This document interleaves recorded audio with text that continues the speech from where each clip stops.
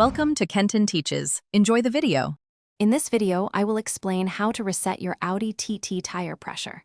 First, it's crucial to ensure all 4 of your tires are properly inflated to the recommended pressure.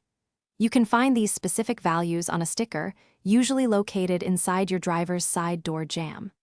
Remember to check your tire pressure when the tires are cold, meaning they haven't been driven for at least 3 hours, to get the most accurate reading. Once your tire pressures are correctly set, turn your Audi TT's ignition on, but do not start the engine. Next, you'll need to access the Tire Pressure Monitoring System menu.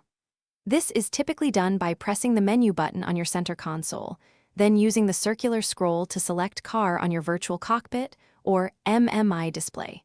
Some models might use a button on the right-hand stalk to navigate menus. After reaching the Car menu, scroll down and select Service or Servicing and Checks. From there, you will find and select Tire Pressure Loss Indicator or Tire Pressure Monitoring. The system will then prompt you to store tire pressures or store current tire pressures. Confirm this selection by choosing Yes, Store Now to save the new, correct pressure values into the system's memory. Upon successful storage, the tire pressure warning light on your dashboard should turn off.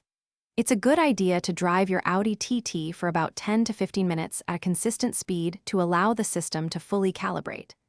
If the warning light remains illuminated, double-check all tire pressures again.